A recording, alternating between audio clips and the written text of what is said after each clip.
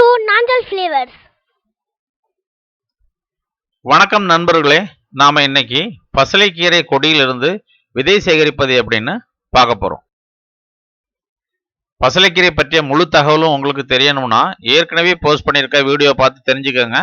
நாம இப்போ கொடியிலிருந்து விதையை சேகரிப்பது எப்படின்னு பார்க்கலாம்.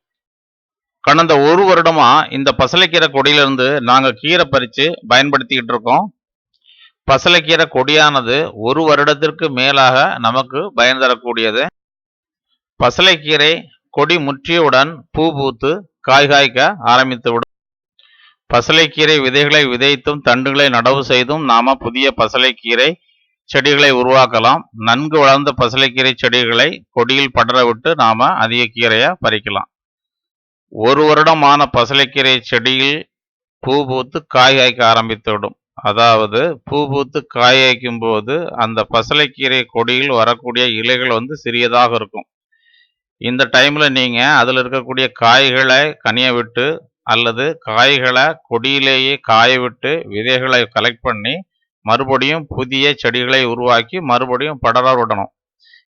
பசலைக்கீரை கொடியில் காய்கள் கொத்து கொத்தாக காய்க்கும். அதாவது ஒரு கொடியிலே பார்த்தீங்கன்னா 100க்கும் மேற்பட்ட காய்கள் காய்க்கும். அது கனியை விட்டு நீங்கள் 100க்கும் மேற்பட்ட விதைகளை சேகரிச்சுக்கலாம்.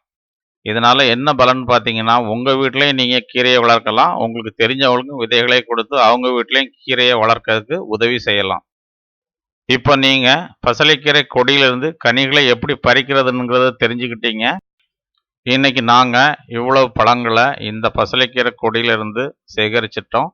இப்போ நீங்கள் பார்த்துட்டு இருக்கிறது ஏற்கனவே பழங்களை பறித்து வெயிலில் காய வச்சு எடுத்த விதைகள். பசலைக்கீரையோட பழங்களை விரல் கொண்டு அழுத்துனீங்கன்னா ஊதா நிறத்தில் சாயம் மாதிரி வரும்.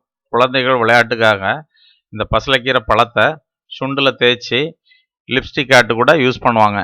எங்கள் வீட்டு குழந்தைகளும் அந்த மாதிரி விளையாடி இருக்காங்க. நீங்கள் இதுவரைக்கும் பசலைக்கீரை கொடியிலிருந்து பழங்களை சேகரிப்பது எப்படின்னு தெரிஞ்சுக்கிட்டீங்க. நீங்களும் உங்கள் வீட்டில் பசலைக்கீரை கொடி வளர்த்து பயன்பெறுங்க. உங்கள் ஃப்ரெண்ட்ஸுக்கும் ஷேர் பண்ணுங்கள்.